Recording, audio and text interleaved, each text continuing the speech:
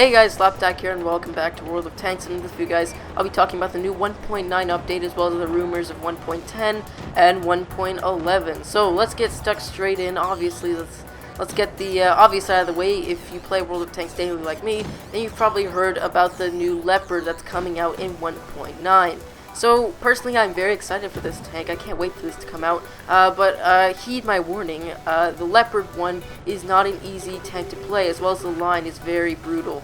So, for the less experienced players who obviously have 1,000 battles and under or something like that, I don't think you should be going on this line. Focus up on a more easier line. This tank will be very challenging to play, and personally, I think you will be wasting your time as you'll probably quit the line out of frustration. Trust me, it's happened before, so... Yeah, it's one of the most module damaging tanks in the game. You get set on fire, ammo racked all the time, so be expecting this if you want to go down this line. I suggest you research it more if you want truly going on this line, and get some heads up info.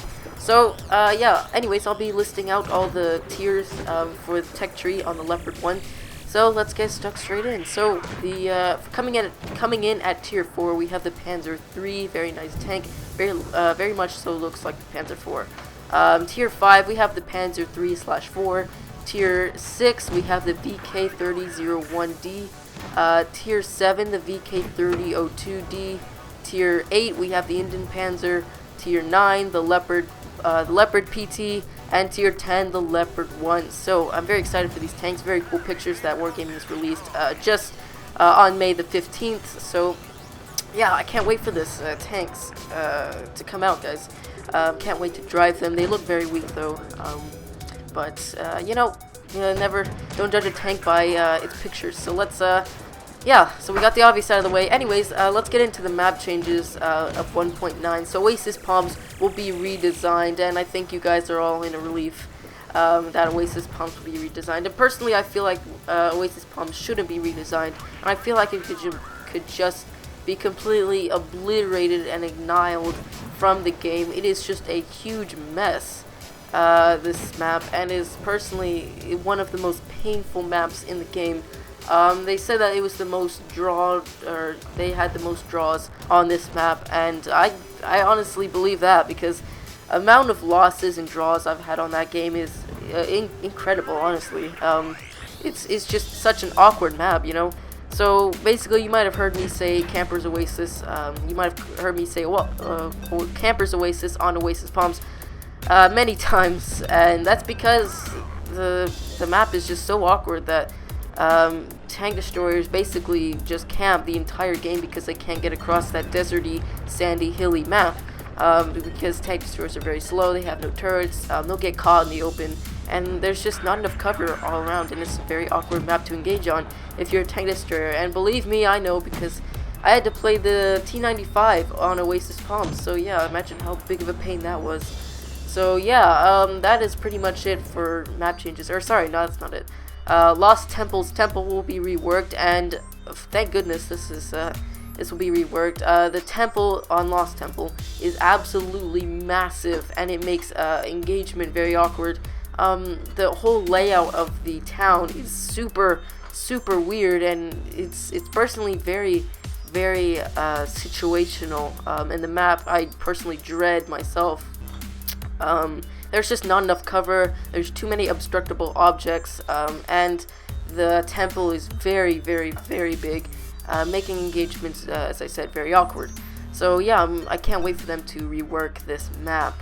So the next map change would be Rockfield's lower spawn will be fixed. So as you know, it's probably a bit far from the main fight, so I think they need to get it closer over, because tank destroyers get positioned in that spot, and personally I don't think they need to be sets or spawned there. I think they need to be a little more over to the bunkers where the real engagement is, rather than the lower spot as in the flag. So yeah, that's pretty much it for the maps changes. So let's get into the tanks. So auto loaders will be added in the future. Now this is confirmed. We just don't know when, so be expecting autoloaders in the next few updates. So fan favorites like fan favorite tanks like the KB2, KB13, Object 140, M4A3E2, and the Churchill GC will come, or gun carrier. will come in the future. So yeah, all those tanks are confirmed and they'll be coming in the future. The Type 59, many of you have been wanting this tank. The Type 59 and the introduction of the Chinese tree will be added into the future. So this is confirmed. We just don't know when, as I said. It will be sold in the store, but only for a limited time. But not much clear on the other stuff is confirmed. So this will not be a reward for battle missions also. So don't be expecting that. TOG 2 will be added to the tech tree in 1.9. The M62E1 is coming this year. They have confirmed that as well. If you don't know what that is, it's a super bizarre tank, and it's basically a T50. It looks like a T57 heavy head on the M6 chassis, so it's very weird. But anyways, Locust has been spotted in the game files. So one of the moderators, Aloy, has this tank. Nobody else but him. And maybe some other moderators have it. So yeah, basically we're probably gonna get the Locust as a gift tank, maybe. I don't know, maybe this Christmas or something like that. I don't know, Halloween maybe, I don't know. But it will definitely be a gift tank, just like the LTP and the M3 Light. So the Spear Panzer RU-251 will come in its own research line. So it, yeah, basically becoming the Blitz, basically was what I'm saying. The Low and Super Pershing will be getting a huge buff. So the Super Pershing obviously is a complete mess. The Low I'm not even gonna talk about. The Low is probably just the worst tank in the game, tier 8 heavy wise. And its armor is garbage. The gun is garbage. Everything about this tank is just garbage. So basically this is a well needed thing. Also the Super Pershing was more of a heavy tank. Its armor was unparalleled to any other medium, making this more of a heavy.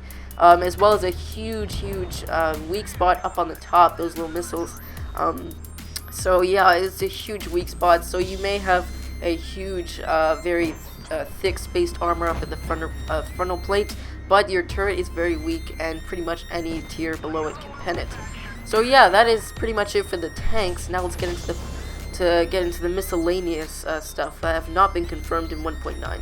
So the fail tunes or fail platoons will be fixed in 1.10. So just get your tier 2s or T2 lights and mouse platoons played and get them all ready and start your morning, because you won't be having that anymore in 1.10, and I'm personally very excited for this.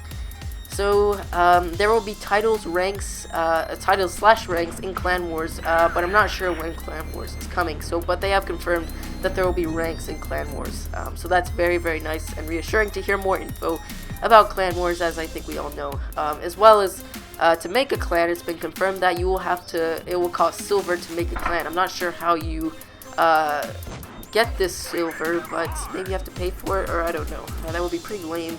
You had to pay for silver or something like that. I don't know. But anyways, that is pretty much about it. Also, the 1.9 update is planned to be released at the end of May. So yeah, be expecting 1.9 and the Leopard 1 in the end of May, or the start of April. So anyways, guys, that's about it for this update video. I will post one more before the end of the month, before the update gets released. More about that. So anyways, guys, I hope you enjoyed this video, and as always, be sure to subscribe for more videos such as this, and I'll see you guys in my next video. Bye, guys.